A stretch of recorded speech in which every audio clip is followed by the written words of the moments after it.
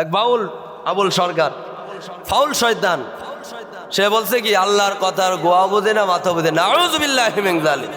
আল্লাহর কথার কোনো গোয়া মাথা আমি কিছুই পাই না। মাথা কোনটা গোয়া কোনটা এটা আমি পাই না। এই শয়তানকে গ্রেফতার করা হয়েছে। আমরা বলতে চাই এ সমস্ত যত আউল ফাউল, যত বাউল, যত শয়তান বাংলার জমিনে আছে, সমস্ত শয়তানকে ফাঁসির কাঠে ঝোলাতে হবে। একটা শয়তানকে যদি ফাঁসি দেয় সরকারে, সব শয়তানগুলো টাইট হয়ে যাবে, ঠিক কিনা বলেন? অথচ কয়েকদিন পর পরে নবীকে নিয়ে কটূক্তি করছে কিছুদিন আগে এক বাউল শয়তান, কোনো পদক্ষেপ নাই। আল্লাহ তো এই জন্যই গজবের ব্যবস্থা করতেছেন। গতকালকে 3.6 ভূমিকম্প হয়েছে নরসিংদী। আল্লাহ কয় দূরের থেকে সিংলান দিতেছে, ঠিক না হয় যখন কাছে এসে ধরবে দেখবেন সব শেষ। 9 ভূমিকম্প হলে পুরা বাংলাদেশে 1 লক্ষ বিল্ডিং ভাঙবে, কয় লক্ষ মানুষ মরবে। আল্লাহ খালি একটু মাটিটা একটু লড়াই দিছে, তাই শেষ। আল্লাহ ইন্নাল্লাহ আলা কুল্লি শাইইন কাদির, সমস্ত ক্ষমতার মালিক হলাম আমি আল্লাহ। আল্লাহর গোলামি করি না। ভূমিকম্প, এত কিছু বিপদ আল্লাহ কেন দেয়? যে বান্দা তুমি নামাজি হও, দিনদার হও, তুমি আমার আল্লাহর নিয়ামত গুলো কারিশমা দেখো, আল্লাহ কত ক্ষমতাবান। অথচ গবেষণা করি কেন ভূমিকম্প হইল, কি হইল, অথচ নামাজে আসি না, নামাজ পড়ি না। এজন্য ভাইরা আমার, আল্লাহকে নিয়ে কখনো বাড়াবাড়ি করা, এই শয়তানগুলো কয়েকদিন পর পর নবীর নামে কটূক্তি করে। বাংলার জমিনে কেন হয়? যারা রাষ্ট্রপ্রধান হয় আমাদের সোনার বাংলায়, তারাই দিনদার না, তারাই আল্লাহ খোদা মানে না। বলা হয়েছে কাদিয়ানিকে কাদিয়ানি বলো, বলে যে রাষ্ট্রীয়ভাবে এটা বলা ঠিক হবে না। কেমন শয়তান! এই শয়তানগুলো যদি ক্ষমতায় আসে, 18 কোটি মুসলমানের মাল সম্পদ কিভাবে হেফাজত করে? চুর হবে, চুর। বলা হয়েছে কাদিয়ানিকে কাদিয়ানি বলার জন্য, সে বলে রাষ্ট্রীয়ভাবে এটা বলার কোনো কি নাই, নিয়ম নাই। কেমন শয়তান! এক কাফেরকে কাফের বলবো, এটা যদি না বলতে পারি, আমি নিজেও কাফের, আমি নিজেও বেঈমান, ঠিক কিনা বলেন? সালাউদ্দিন নামটা কত সুন্দর, কর্ম হলো শয়তানের চেয়ে নিকৃষ্ট। একটা কাফেরকে কাফের বলতে পারে না, তারা যদি ক্ষমতায় আসে রাষ্ট্রের কি উন্নতি হবে? চুর হবে, এগুলোই তো চুর। সব দেশের সব লুট্টা খায়। ভাই চট্টগ্রাম বন্দর এটা 30 বছরের জন্য দিয়ে দেওয়া হয়েছে, শোনেন নাই, দেখেন নাই? এখন খবর হয়ে গেছে, হ্যাঁ আমরা চুরি করে খাইতাম, লুইটা বাটে খাইতাম, কর্মে বোঝা যায়। এগুলো কি করলো ডক্টর ইউনূস? কামটা কি করলো? একটা জাহাজ 7 দিন 1 মাস পর্যন্ত খালি হয় না, যেটা 48 ঘন্টার ভিতরে খালি হয়ে যাবে, চলে যাবে। তা আমাদের দেশের জন্য তো লাভ। একটা জাহাজ ভাড়া নিয়ে আসছে এক নেতায়, ভাড়া নিয়ে আসে কাইটা বিক্রি করে ফেলাইছে। ওয়াইদা আতমানা খানা, যারা আমানতের খেয়ানত করে, এই সমস্ত চোরগুলো যদি ক্ষমতায় আসে, দেশের কি উন্নতি হবে? চুরি তো করবে। নিয়ে আসছে, ভাই মালটা দেন, ভাড়া নিবো, জাহাজ নিয়ে আসে কাইটা বিক্রি করে দিচ্ছে। কেমন বড় শয়তান এগুলো! আইয়ুহাল্লাযীনা আমানু ইসতাঈনু বিস-সাবরি ওয়াস-সালাহ ইন্নাল্লাহা মা'আস-সাবিরিন।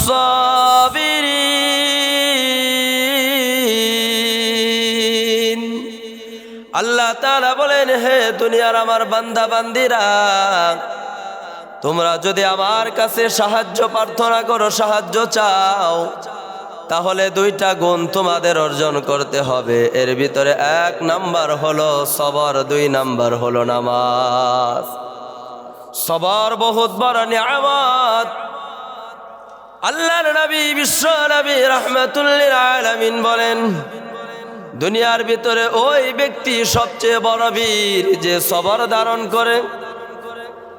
আল্লাহ পাক রব্বুল আলামিন সবরের পাহাড় গড়িয়ে গেলেন। বিশ্ব নবী, মায়ার নবী রাহমাতুল লিল আলামিনকে আল্লাহ কত মুসিবত দিলেন।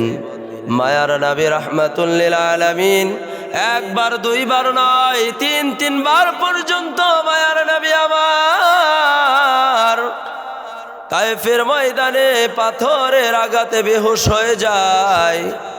নবীজি 1 বার 2 বার 3 বার পর্যন্ত বেহুশ হয়ে ওঠার পর জিবরাইল আলাইহি ওয়াসাল্লাম বলেন, ওগো নবী আমার, আপনি অর্ডার দেন, দুইটা পাহাড় একত্রিত করিয়া তায়েফবাসীকে আমি ধ্বংস করে দে।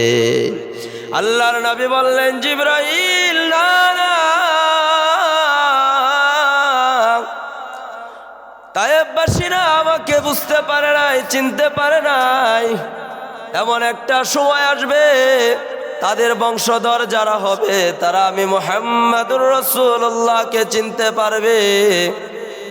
সবর ধারণ করতে হবে, ধৈর্য, সবর। সবরের দৃষ্টান্ত কায়েম করে গেলেন বাবা ইব্রাহিম আলাইহি ওয়াসাল্লাম। ইসমাইল আলাইহি ওয়াসাল্লামকে জবাই করতে গিয়ে কত সবর করলেন। সবর করলেন হযরত মূসা পয়গম্বর, সবর করলেন হযরত ইউনূস আলাইহি ওয়াসাল্লাম, সবরের দৃষ্টান্ত কায়েম করলেন হযরত আইয়ুব আলাইহি ওয়াসাল্লাম। আল্লাহ আইয়ুব আলাইহি ওয়াসাল্লামকে সম্পদ দিয়েছিলেন, অনেক সম্পদের মালিক ছিলেন, বিবি সন্তানের মালিক ছিলেন।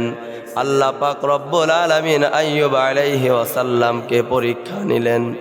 আইয়ুব আলাইহি ওয়াসাল্লাম অসুস্থ হয়ে গেল। অসুস্থ হওয়ার পর আইয়ুব আলাইহি ওয়াসাল্লাম আল্লাহর কাছে দোয়া করে আর কাঁদে। এমন সময় শয়তান এসে বলে, ওগো আইয়ুব নবী, এখন তোমার কি হালাত? আইয়ুব আলাইহি ওয়াসাল্লাম বলেন, আলহামদুলিল্লাহ, আমি আগের চেয়ে এখন অনেক ভালো আছি। সুবহানাল্লাহ। আইয়ুব আলাইহি ওয়াসাল্লাম সবর করেন।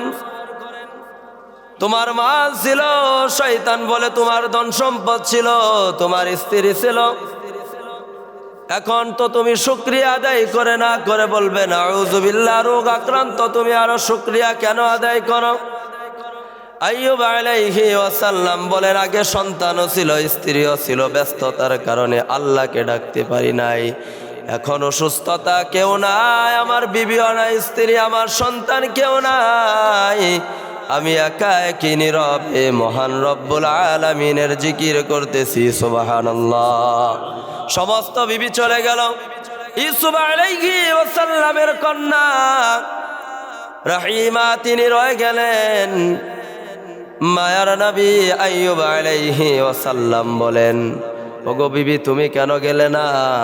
সকল বিবির আমাকে ছেড়ে চলে গেল, সন্তানেরা ছেড়ে চলে গেল।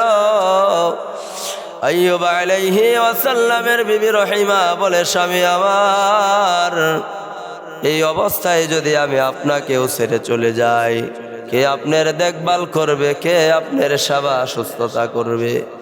আমি হাসরের ময়দানে আল্লাহকে বলতে পারবো, মালিক,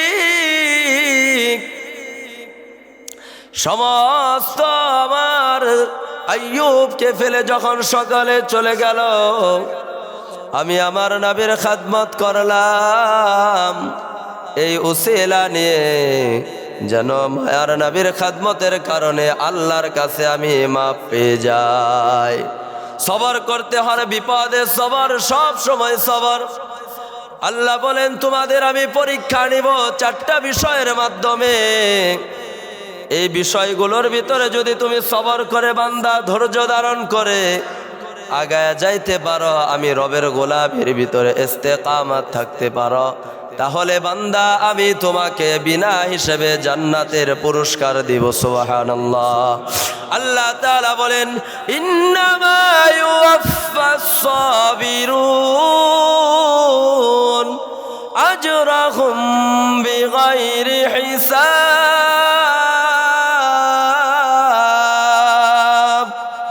আল্লাহ বলেন, যারা বিপদে ধৈর্য ধারণ করবে, আমি আল্লাহ পাক রব্বুল আলামিন বিনা হিসেবে তাদের জান্নাতের নিয়ামত পুরস্কার দিব। 1 নাম্বার, আল্লাহ পাক রব্বুল আলামিন বলেন, ওয়ালা নাবলুওয়ান্নাকুম বিশাইইম মিনাল খাউফি ওয়াল জু'i ওয়া নাকসিম মিনাল আমওয়ালি ওয়াল আনফুসি ওয়াস সামারাত ওয়াবাশশিরিস সাবিরিন। আল্লাহ 1 নাম্বার পরীক্ষা নেবেন ভয়ের মাধ্যমে। ওয়ালা নাবলুওয়ান্নাকুম, দুনিয়ার আমার যত বান্দা বান্দি আছো তোমরা শুনে নাও, এক নাম্বার হবে ভয়, মিনাল খাউফি ভয়। চতুর্দিকে শুধু ভয়ের আওয়াজ আর ভয়, ভূমিকম্পের ভয়, মনে হয় এখনই চলে যাব দুনিয়া থেকে।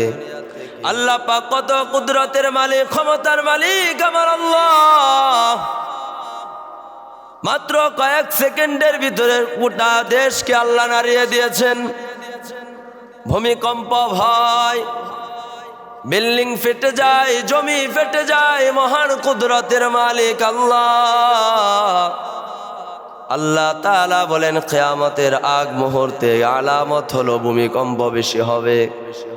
এরে আমার বান্দা বান্দি, যখন তুমি গুনার ভিতরে লিপ্ত হও, যখন তুমি আমি আল্লাহকে ভুলে যাও, অন্য পথে যখন তুমি পা বাড়ায় দাও, আল্লাহ পাক রব্বুল আলামিন বলেন ভয় দিয়ে তোমাদের পরীক্ষার সম্মুখীন করব। ওই সময় তোমাদের করণীয় হলো আমি মালিকের বেশি বেশি গোলামি করা, আমি মালিককে বেশি বেশি ডাকা। যদি আমি আর আপনি আল্লাহকে না ডেকে অন্য পথে যাই, আল্লাহ বলে এই আযাব তোমাদের উপর আরো বেশি করে আমি চাপায় দিব। বলেন নাউযুবিল্লাহ। ভূমিকম্পে জমিন ধসে গেল, বিল্ডিং ফেটে গেল। আল্লাহর নবী বিশ্ব নবী রাহমাতুল লিল আলামিন বলেন ধৈর্য ধারণ করো বিপদে। তুমি যত বড় বিল্ডিং এর মালিক হও, টাকার মালিক হও, এই বিল্ডিং টাকা পয়সা ধন দৌলত তোমাকে ফেরাতে পারবে না।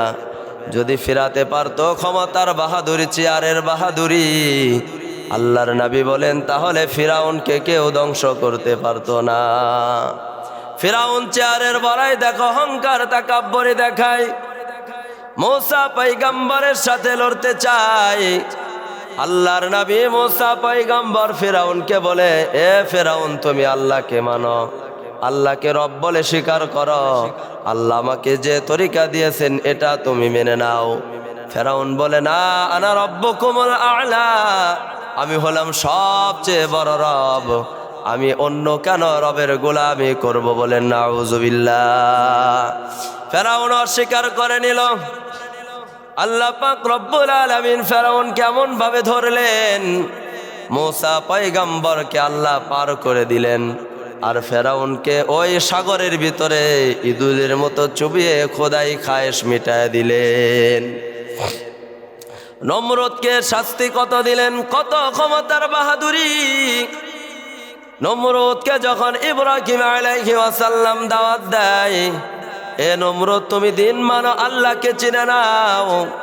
ইব্রাহিম আলাইহিস সালামকে নমরুদ গ্রেফতার করিয়া আগুনের ভিতরে নিক্ষেপ করে দিল। আগুন ইব্রাহিম আলাইহিস সালামের পশম পর্যন্ত জ্বালাতে পারে নাই। আল্লাহ তাআলা বলেন, ইব্রাহিম তুমি একটু সবর করো আমার পেয়ারা বান্দা, আমি নমরুদকে সাইজ করতে বেশি লাগবে না। আল্লাহ তাআলা এমন ভাবে ধরছে, ক্ষমতার বাহাদুরি বাঁচতে পারে নাই। ল্যাংরা মশা দিয়ে নমরুদকে আল্লাহ সাইজ করে দিয়েছে। নাক দিয়ে মশা ঢুকে গেল, মগজের ভিতরে মাঝে মাঝে আঘাত করে। আল্লাহ বললেন মাঝে মাঝে আঘাত কর। মশা মাঝে মাঝে আঘাত করে, নমরুদ বেহুশ হয়ে যায়। কত ডাক্তার, কত চিকিৎসা, ভালো হয় না। নমরুদ পেরেশান হয়ে গেল, কি ব্যাপার, এত ডাক্তার দেখা, এত কবিরাজ, এত চিকিৎসা, তবুও কেন ভালো হয় না? আল্লাহর কুদরতের খেলা শুরু হয়ে গেল। নমরুদ একদিন নিজের জুতা দিয়ে নিজের মাথায় বাড়ি দেয়।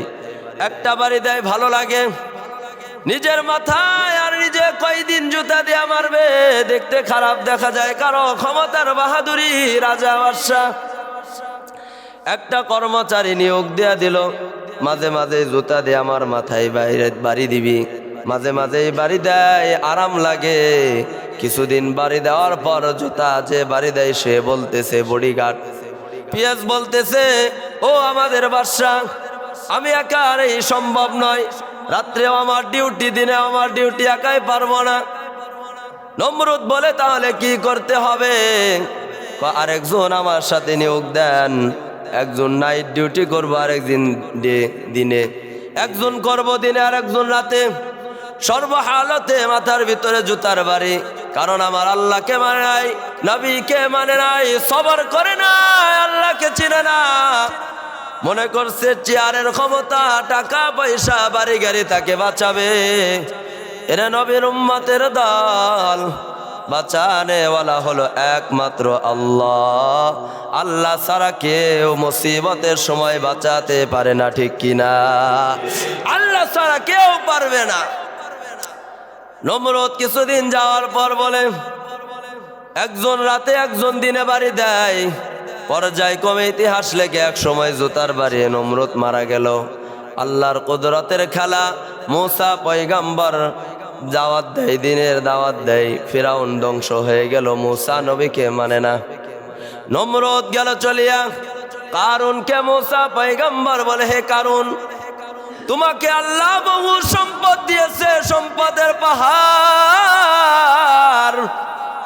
তুমি আল্লাহকে মানো, দিন মানো, সম্পদের একটা অংশ তুমি যাকাত দিয়ে গরিব দুঃখীদের সহযোগিতা করো। নমরুদ বলে, আমি পারবো না, আমি যাকাত দিতে পারবো না। মূসা পয়গম্বর ফিরে আসলেন।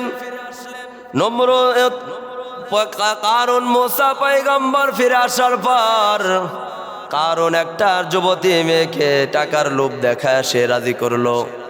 যখন মূসা পয়গম্বর বড় মজলিসের ভিতরে বক্তব্য দিবে, এমন সময় তুমি অপবাদ দিবা, দাঁড়ায় বলবা মূসা আমার সাথে জিনা করেছে। বলেন নাউজুবিল্লাহ।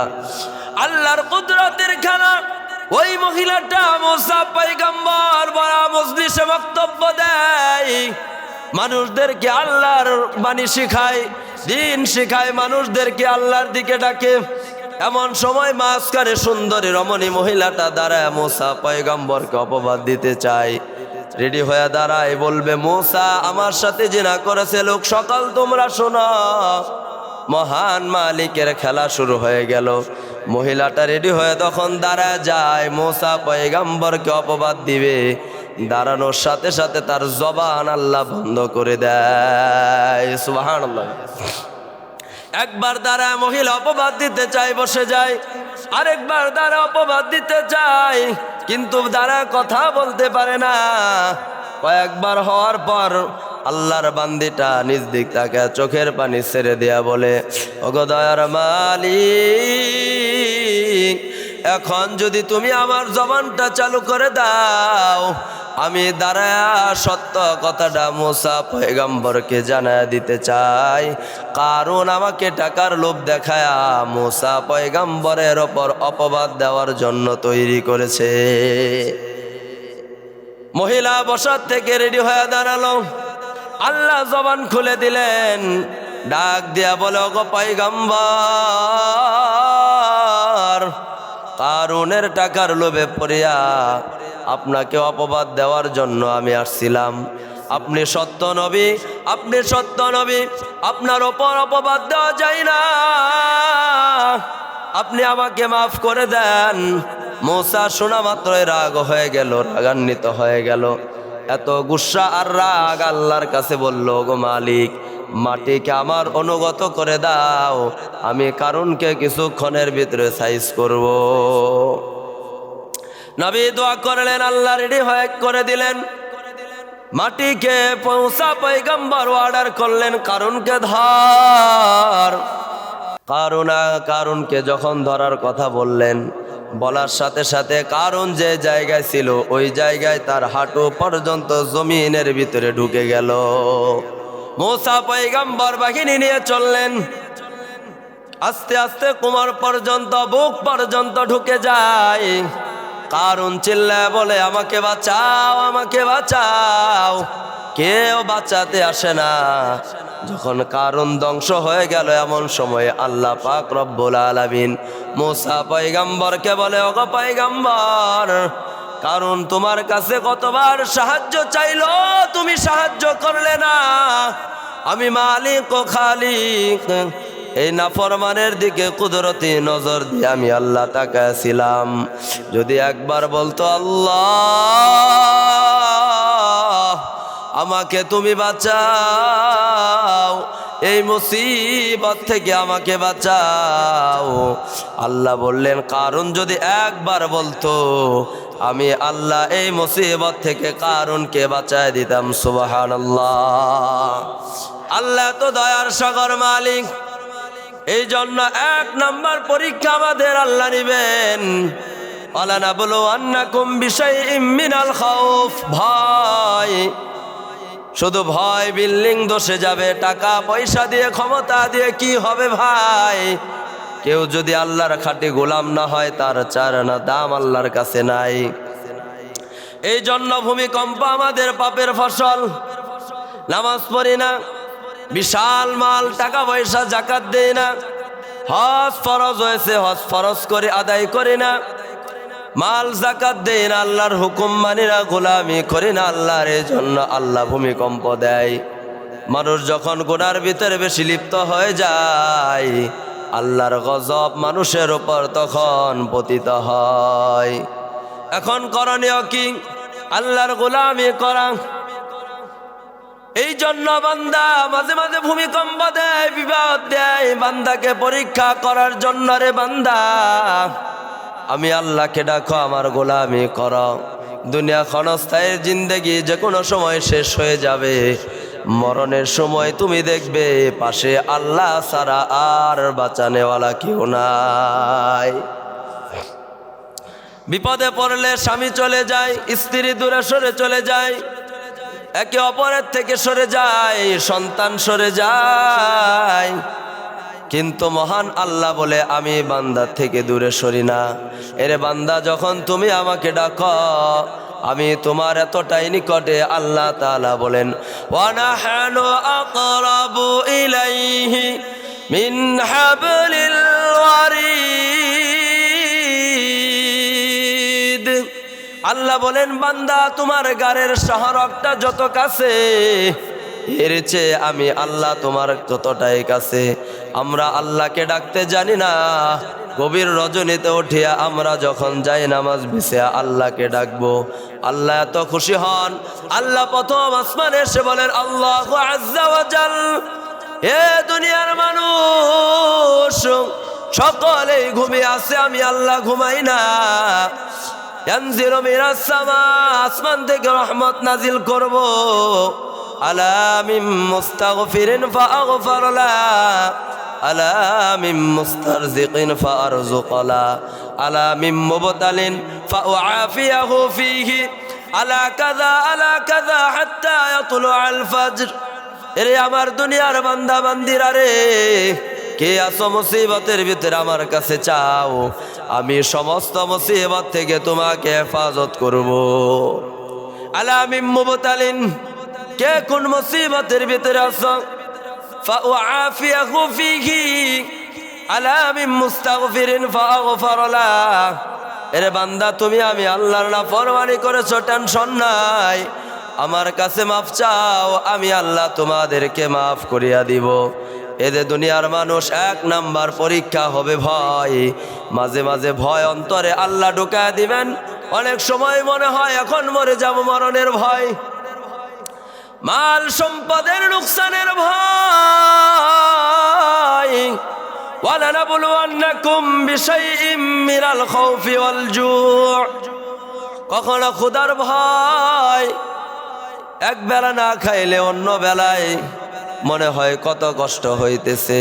অথচ মায়ার নবী রাহমাতুল লিল আলামিন একদিন দুই দিন নয় 3 দিন পর্যন্ত নবীজি না খেয়ে আছেন, তবুও কষ্ট সহ্য করেছেন। ধৈর্য ধারণ করতে হবে, ধৈর্য। আমরা আল্লাহকে ভুলে গেছি, এই জন্য এত বিপদ। এক ওয়াক্ত নামাজ কাজা করলে কত শত শত কোটি বছর জাহান্নামের আগুনে পড়তে হবে, কোনোদিন চিন্তা করি না। দুনিয়ার সম্পদ যদি হাতছাড়া হয়ে যায় কত আফসোস, হাই হাই করলাম কি। আজকে ব্যবসার ভিতরে লস, অথচ এক ওয়াক্ত নামাজ না পড়লে, কাজা আদায় করলে, জুমার নামাজ জোহরেরটা আসর, আসরেরটা মাগরিব, উল্টা পাল্টা সময় কাজা যদি আদায় করি, মায়ার নবী বলেন 2,88,00,000 বছর জাহান্নামে পড়তে হবে। আল্লাহর নবী ফরমান জাহান্নামের আগুন কত ভয়াবহ, কত ভয়াবহ। দুনিয়ার আগুন হাতে লাগলে হাত পুড়ে যায়, মাথায় লাগলে মাথা পুড়ে যায়, পায়ে লাগলে পা পুড়ে যায়, শরীরের একটা অংশ লাগলে ওই অংশটা পুড়ে যায়। মায়ার নবী বললেন জাহান্নামের আগুনটা কত ভয়াবহ। এই জাহান্নামের আগুন যদি কারো হাতে লাগে বা পায়ে লাগে বা মাথায় লাগে, শরীরের যে কোনো অঙ্গের ভিতরে যদি লেগে যায়, পুরা দেহর চামড়াগুলো পুড়ে ভুনা হয়ে যাবে। এত কঠিন জাহান্নামের আগুন। ওই জাহান্নামের আগুন আমাদের সামনে, জান্নাতের নাজ নিয়ামত আমাদের সামনে। আল্লাহর নবী মায়ার নবী রাহমাতুল লিল আলামিন নবীজি মসজিদে বসা, কখনো সামনের দিকে দৌড় দেয় হাসে, আবার কখনো পিছনে দৌড় দেয় চোখের পানি ফেলে ফেলে কাঁদে। সাহাবীরা জিজ্ঞাসা করলেন নবী আমার, একবার সামনের দিকে কেন যান আর একবার পিছনে কেন আসেন?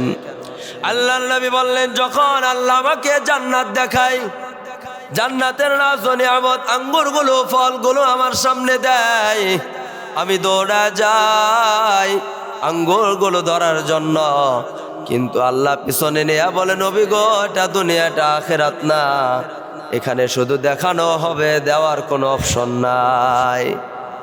আবার যখন পিছন দিকে আসি কেন কাঁদি?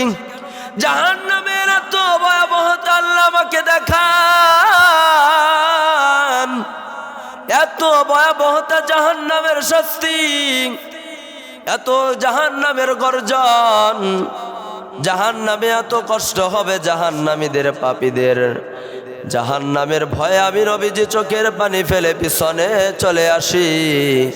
এরে নবীর উম্মতের দল, ওই জাহান্নাম আমাদের সামনে, জান্নাত সামনে। কর্ম যদি ভালো হয় চিরস্থায়ী জান্নাত পাবো আমরা। সুবহানাল্লাহ। ইন্নাল আবরার লাফি নাঈম।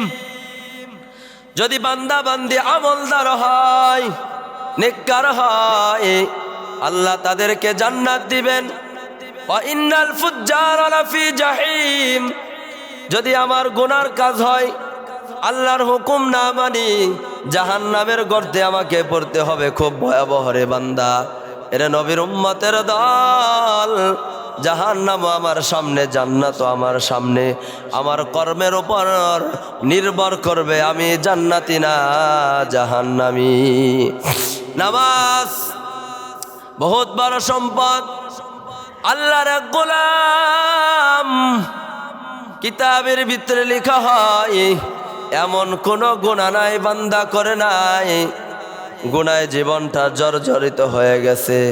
রাত্রির বেলা গোপনে উঠিয়া যায় নামাজ বিছায়া, চোখের পানি ছেড়ে ছেড়ে কান্দে আর বলে আল্লাহ আমাকে তুমি মাফ করিয়া দাও, আমাকে মাফ করিয়া দাও। আল্লাহর কাছে তাহাজ্জুদ পড়ে পড়ে চোখের পানি ফেলে কান্না শুরু করেছে। আল্লাহর কাছে চোখের পানি ফেলে কান্দে, ওইদিকে বিবি দেখে স্বামী চোখের পানি ফেলে যায় নামাজে কাঁদে। বিবিও স্বামীর পিছনে বসে গেল। স্বামী আমার চোখের পানি ফেলে ফেলে কাঁদে আর বলে আল্লাহ আমাকে তুমি মাফ করিয়া দাও, আমি ইস্তেগফার করতেছি, আমি আর কোনোদিন গুনাহ করব না, গুনার আশেপাশে যাব না, তোমার নাফরমানি আল্লাহ আমি করব না।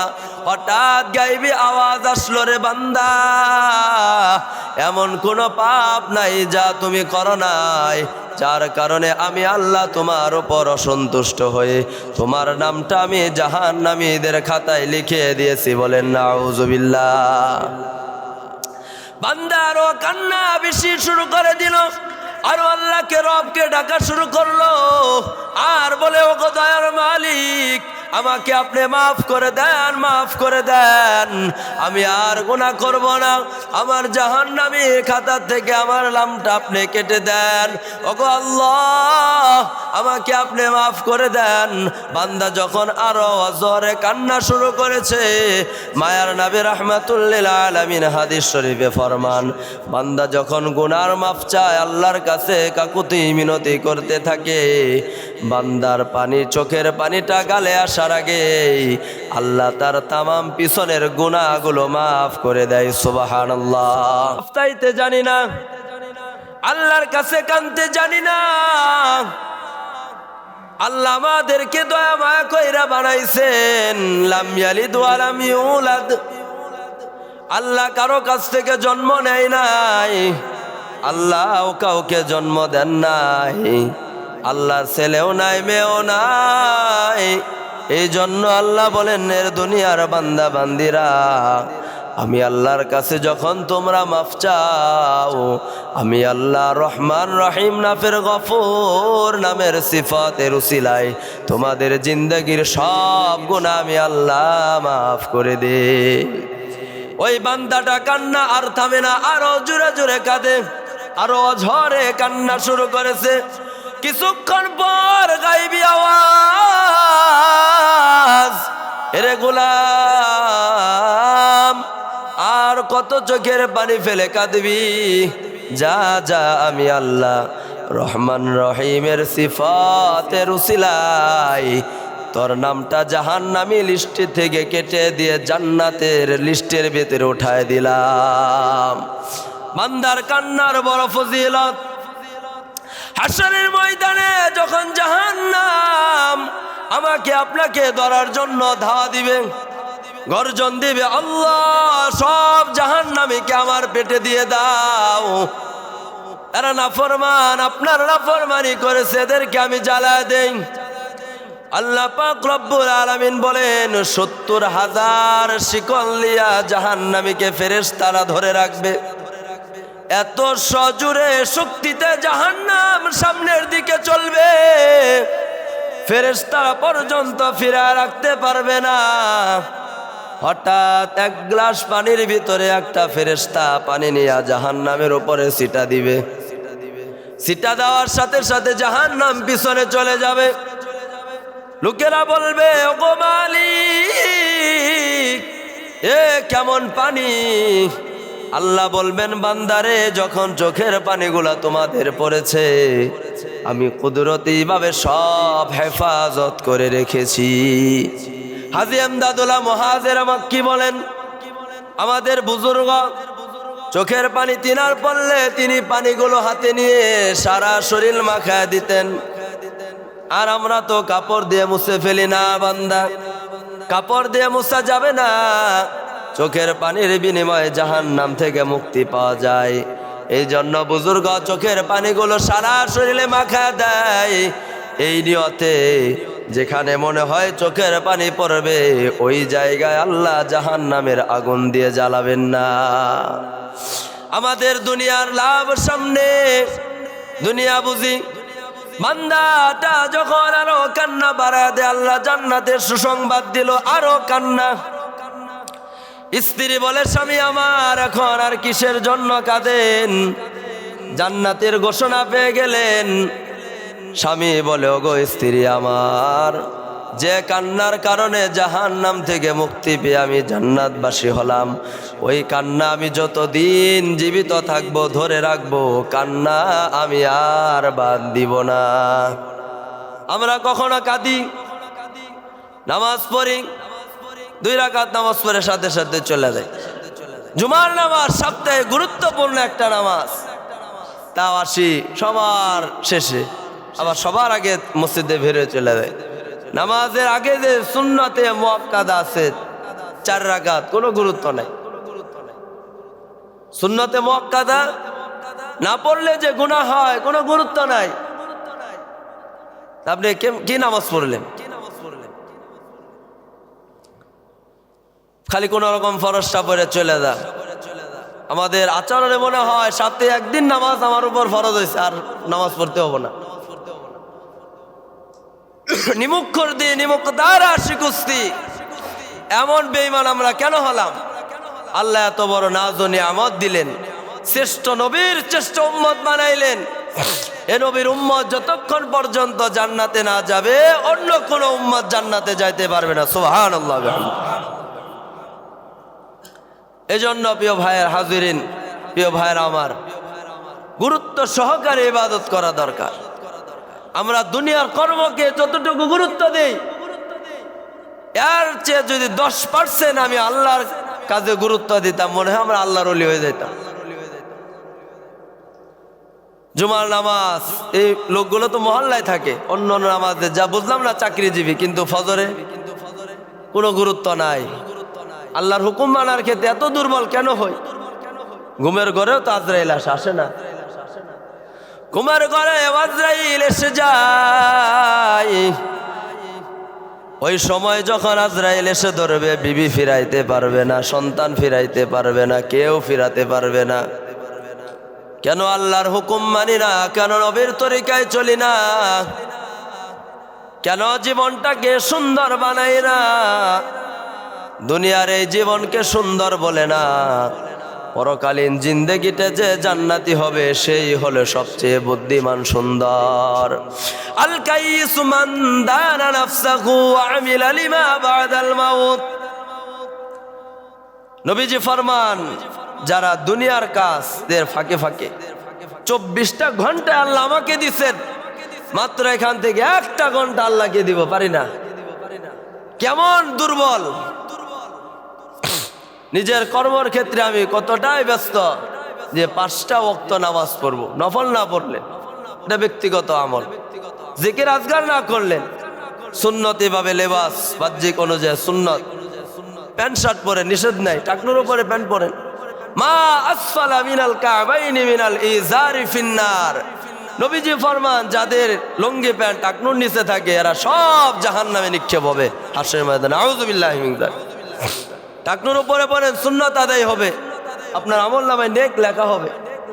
টাকনুর নিচে পড়বেন, জাহান্নামে যাওয়ার জন্য সুসংবাদ শুনেন। আউযুবিল্লাহি মিন যালিক। এজন্য 24টা ঘন্টা আমার কাছে খাটাই, দিনের বেলা অফিস, রাত্রের বেলা ঘুমাই, কত ঘন্টা ঘন্টা আড্ডা দিয়ে আমি নষ্ট করে ফেলি। অথচ 1টা ওয়াক্ত নামাজ জোহর সময় পড়ি না, আসর অযথা খেলাধুলায়, মাগরিব পড়ি না, এশার সময় অফিস নাই, আসছি বাড়িতে তাও পড়ি না, ফজর তো কোনো কথাই নাই। কেন নামাজ পড়েন না বলেন? বললে কি জবাব দিবেন? আপনার স্ত্রী, আপনার সন্তান, আপনার সম্পদ, ধন দৌলত কিছু কোনো কিছু ফিরাইতে পারবে? 3 টুকরা কাপড়ে পেঁচায় আপনাকে রেখে আসবে। কত কুকুর শুকুরে বাপ মায়ের কবরে পেশাব করে ভুলেও সন্তান খবর নেয় না।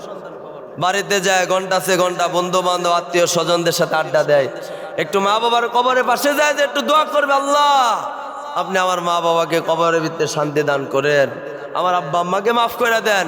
এই 5টা মিনিট সন্তান সময় দিতে পারে না, অথচ সন্তানের দোয়াটাই মা বাবার জন্য কবুল।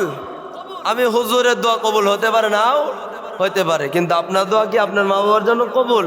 মাঝে মাঝে দেশে যাবেন, বাপ মা থাকলে যান না, দেশে বাপ মায়ের কবরটা একটু জিয়ারত করবেন, যায় একটু কবরের পাশে কোরআন তেলাওয়াত করবেন, যা পারেন তাই তেলাওয়াত করে আল্লাহর কাছে দোয়া করবেন, আল্লাহ আমার আব্বা আম্মা কত কষ্ট করছে, এই সব সম্পদ আমার আব্বা আম্মায় কষ্ট করে রেখে গেছে, এখানে আমি ওয়ারিশ হয়ে গেছি, আমি ভাগিদার। আব্বা আম্মা যদি সব শেষ করে দিত আমরা কিছুই পাইতাম না। আল্লাহ আমার আব্বা আম্মাকে আপনি মাফ করে দেন। দেখবেন চোখের পানি চলে আসবে, তিল কাটবে, আল্লাহ আপনার মা বাবাকে জান্নাত দিবে, মাফ করে দিবে। সুবহানাল্লাহ। আমি গেলে কি ওই অনুভূতি তৈরি হবে? যাই না আমরা, আল্লাহর হুকুম মানি না, আল্লাহর হুকুমের তোয়াক্কাও করি না। দেখেন না, এক শয়তানে কয়েকদিন আগে বলছে, মানিকগঞ্জের সাটুরিয়া এক বাউল আবুল সরকার, ফাউল শয়তান, সে বলছে কি আল্লাহর কথার গোয়া বোঝে না, মাথা বোঝে না। আউযুবিল্লাহি মিন যালিক। এই শয়তানকে গ্রেফতার করা হয়েছে। আমরা বলতে চাই, এ সমস্ত যত আউল ফাউল, যত বাউল, যত শয়তান বাংলার জমিনে আছে, সমস্ত শয়তানকে ফাঁসির কাঠে ঝোলাতে হবে।